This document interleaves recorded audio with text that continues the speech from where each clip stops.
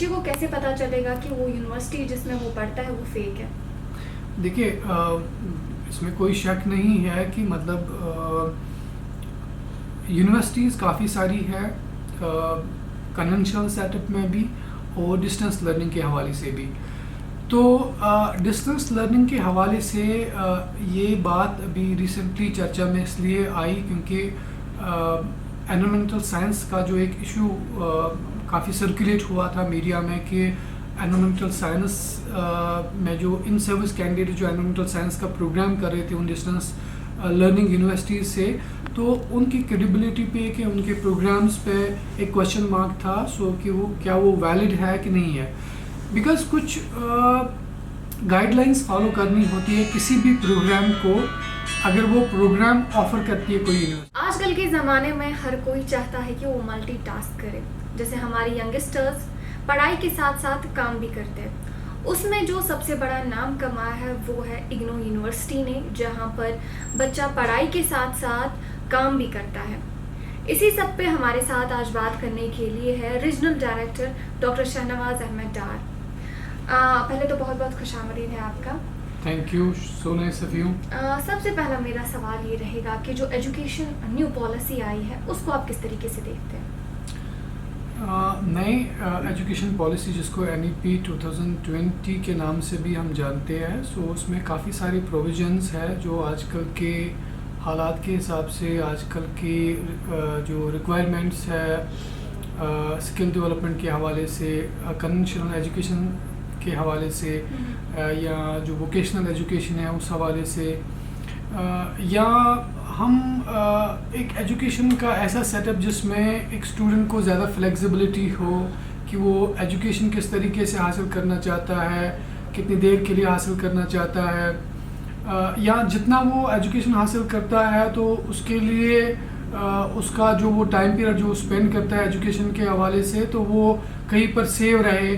जैसे मैं बात कर रहा हूँ, मैं थोड़ा सा इशारा आप लोगों को दे रहा हूँ, लाइक मल्टीपल एंट्री एग्जिट जो ऑप्शन नई एजुकेशन पॉलिसी के पॉलिसी बताती है, जिसके बारे में नई एजुकेशन पॉलिसी बताती है, या जो एकेडमिक बैंक ऑफ क्रेडिट के बारे में एजुकेशन पॉलिसी बताती है, या जो स्किल डेवलपमेंट से पे ज़्यादा फोकस है न्यू एजुकेशन पॉलिसी का, या जो वोकेशनल जो एजुकेशन है उस पर ज़्यादा फोकस है नई एजुकेशन पॉलिसी का। तो बहुत सारे ऐसे प्रोविजंस है जिसमें ऑनलाइन लर्निंग या डिस्टेंस लर्निंग का भी अच्छा खासा प्रोविजन है। बेसिकली मकसद नेशनल एजुकेशन पॉलिसी 2020 का ये है कि जो एनरोलमेंट है वो किस तरीके से हम बढ़ाएं, किस तरीके से एजुकेशन को हर एक इंसान तक, हर एक सिटीज़न तक पहुंचाए।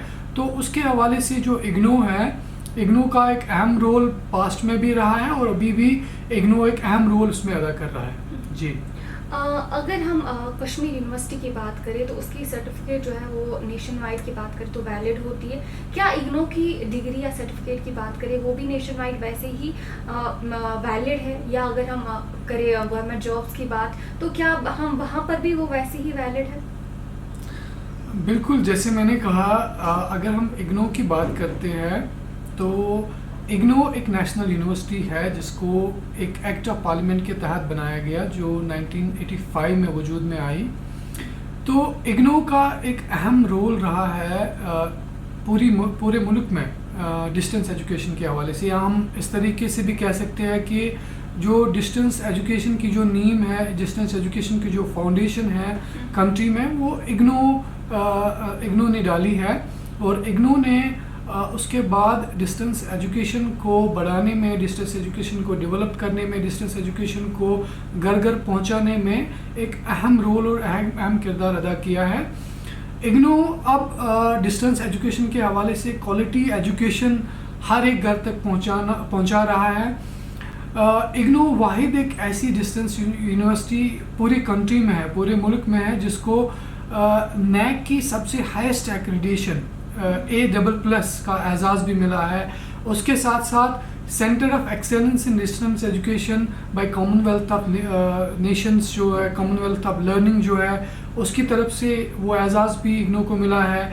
अगर हम बात करें जो award of excellence in the study material तो वो भी इग्नो को मिला है कॉमनवेल्थ ऑफ लर्निंग की तरफ से। इग्नो को यूनेस्को ने रिकॉग्नाइज किया है एक लार्जेस्ट यूनिवर्सिटी इन डिस्टेंस एजुकेशन। तो इग्नो के जितने भी प्रोग्राम्स हैं, जितने भी प्रोग्राम्स हमारे सर्टिफिकेट प्रोग्राम्स है, डिग्री प्रोग्राम्स है, डिप्लोमा प्रोग्राम्स हैं, so they are duly recognised by UGC. UGC का एक मीटिंग हुई थी। मैं हवाला यहाँ पर ये भी देना चाहता हूँ क्योंकि आप लोगों ने बात की है कि जो प्रोग्राम्स इग्नो के हैं वो रिकॉग्नाइज्ड है या नहीं है। मैं आप लोगों को उस कॉन्टेक्स्ट में दो चीज़ें भी यहाँ पर बताना चाहूँगा। एक तो ये कि यूजीसी की जो 550वीं मीटिंग हुई थी फरवरी 2021 में, तो जिसके हवाले से इग्नो एग्जेम्प्ट किया गया था UGC open and distance learning programme and online programme regulations of 2020, यानी कि उसके बाद उस एकेडमिक सेशन के बाद 2020-21 के एकेडमिक सेशन के बाद so IGNOU is exempted from those regulations.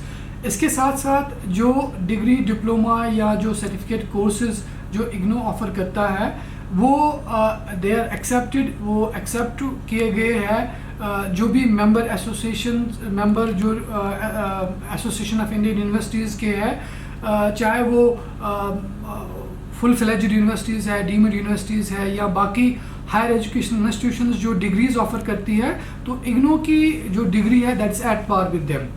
तो इस हवाले से इग्नो के जितने भी प्रोग्राम्स हैं, चाहे वो आर्ट्स में है, साइंस में है, कॉमर्स में है, होम साइंस में है, किसी भी स्ट्रीम में है, तो they are duly recognised by IGNOU.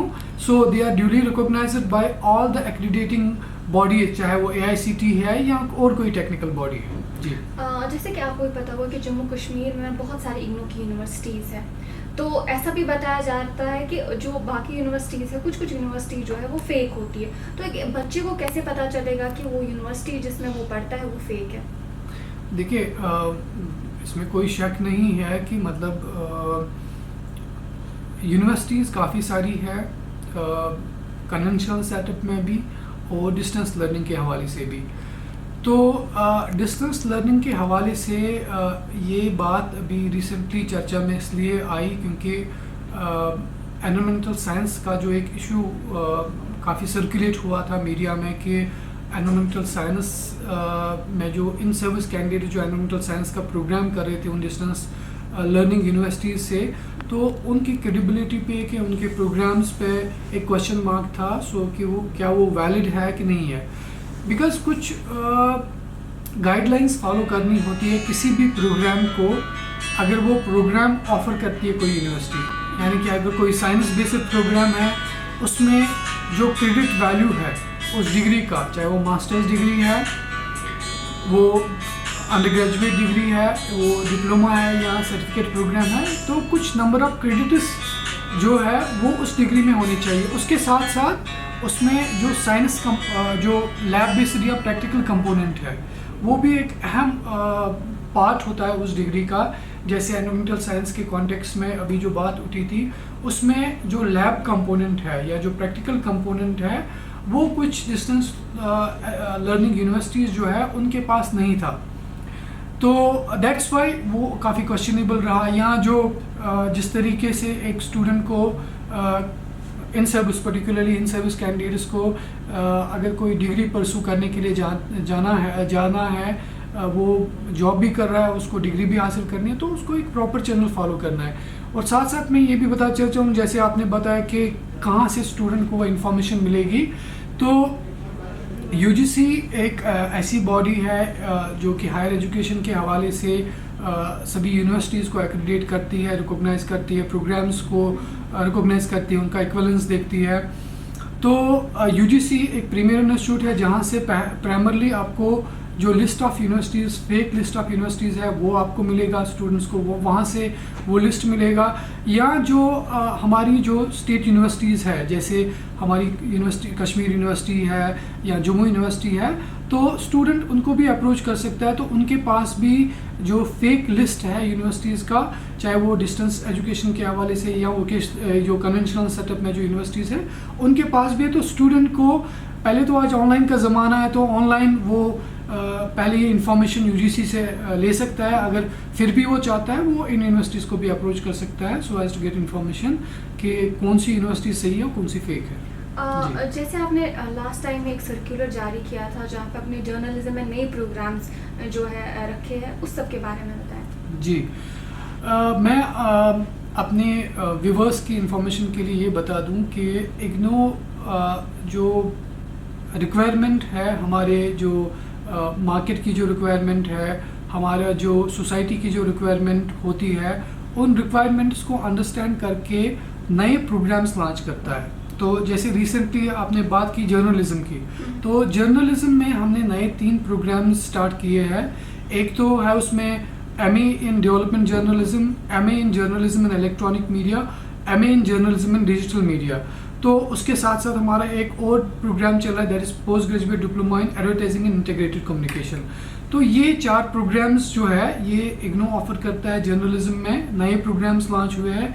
इसके साथ साथ हमने MBA के जो 3 प्रोग्राम्स हैं वो भी नए 4 प्रोग्राम्स इनफैक्ट हमने नए स्टार्ट किए हैं, जिसमें MBA के जो एग्जिस्टिंग प्रोग्राम्स है उसके साथ साथ नए 3 प्रोग्राम्स भी हमने स्टार्ट किए। मैं आप लोगों की इन्फॉर्मेशन, जो अपने व्यूअर्स हैं उनकी इन्फॉर्मेशन के लिए ये बता दूं कि MBA in human resource management, MBA in marketing management, MBA in finance management, MBA in operations management, 4 नए प्रोग्राम्स हैं जो हमने लॉन्च किए हैं। और उसके साथ साथ MBA in banking and finance, MBA general in open and distance learning और MBA इन ऑनलाइन मोड। ये 3 प्रोग्राम्स ऑलरेडी हम ऑफर कर रहे थे। इसके साथ साथ हमने जो MCA का जो प्रोग्राम है वो भी हमने रिवाइज किया है। अर्लियर अगर कोई स्टूडेंट MCA में प्रोग्राम करना चाहता था तो उसको एंट्रेंस टेस्ट देना पड़ता था। एंट्रेंस टेस्ट क्वालिफाई करने के बाद फिर हम उसको एडमिशन दे देते। तो अब वो जो एंट्रेंस टेस्ट की जो रिक्वायरमेंट है वो हमने हटा दी है। उसके साथ साथ हमने MCA प्रोग्राम अब 2 साल का बनाया है, ठीक है। तो इससे पहले 3 साल का था, लेकिन चाहे वो MCA प्रोग्राम है या MBA प्रोग्राम है, तो सभी प्रोग्राम्स रिकॉग्नाइज्ड है by UGC as well as the AICTE। तो AICTE का अप्रूवल मिलने के बाद ही हमने ये नए रिवाइज्ड MBA प्रोग्राम्स और MCA प्रोग्राम लॉन्च किए हैं। जी, मेरा आखिरी सवाल ये रहेगा कि जो आपने जर्नलिज्म में नए 3 प्रोग्राम्स जो है रखे, तो क्या कुछ आप आगे वाला सिनेरियो जो है वो देखते जर्नलिज्म के हवाले से? देखिए, जर्नलिज्म का एक अहम रोल है आजकल की सोसाइटी में, पर्टिकुलरली जो आजकल का जो इंफॉर्मेशन टेक्नोलॉजी का ज़माना है उसमें जो कम्युनिकेशन है, so communication is very important. Distance learning के हवाले से मैं मीडिया का एक अहम रोल देख रहा हूँ। जो इलेक्ट्रॉनिक मीडिया है, डिजिटल मीडिया, इसका एक अहम रोल है बिकॉज डिस्टेंस लर्निंग के हवाले से स्टूडेंट्स को टाइमली इंफॉर्मेशन पहुंचनी चाहिए और उसके लिए जो कम्युनिकेशन मीडियम है, so I am thinking that media is this digital and electronic media is the best way of communication with the learners in the present setup. तो एक अहम रोल बनता है मीडिया का, आजकल के मीडिया का, कि वो जो राइट इन्फॉर्मेशन है वो लर्नर्स तक पहुँचे, वो राइट इन्फॉर्मेशन वो स्टूडेंट्स तक पहुँचे, ताकि बेसिकली इन्फॉर्मेशन इज़ एम्पावरमेंट। मैं इस तरीके से इसको देखता हूँ। अगर किसी इंसान को इन्फॉर्मेशन है सो वो राइट डिसीजन ले सकता है एट द राइट टाइम। हम जानते हैं कि पुराने ज़माने में इंफॉर्मेशन, लैक ऑफ इंफॉर्मेशन एक बहुत बड़ा एक चैलेंज होता था, जिसकी वजह से स्टूडेंट अपना टाइम भी ज़ाया करता था, उसको राइट इन्फॉर्मेशन भी नहीं मिल पाती थी, वो राइट को सिलेक्ट नहीं कर पाता था। तो उसका जो फ्यूचर प्रोस्पेक्टस किन प्रोग्राम्स में है, किन एरियाज़ में है, क्या क्या नए अपॉर्चुनिटीज़ एंड एवेन्यूज़ है, कौन से नए प्रोग्राम्स है, तो उनके बारे में उनको इन्फॉर्मेशन नहीं मिलती थी। तो इस हिसाब से मैं डिजिटल मीडिया और इलेक्ट्रॉनिक मीडिया का एक अहम रोल देखता हूँ, ताकि वो जो स्टूडेंट्स है, जो स्टूडेंट कम्युनिटी है, जनरल पब्लिक जो है, तो उन तक वो information at the right time पहुँचाए। शुक्रिया हमारे साथ बात करने के लिए। ये थे हमारे साथ इग्नो के regional director doctor Shahnawaz Ahmad Dar. फिलहाल के लिए इतना ही, आप दीजिए हमें इजाज़त। मैंने था सादिक, श्रीनगर से द स्ट्रेट लाइन के लिए।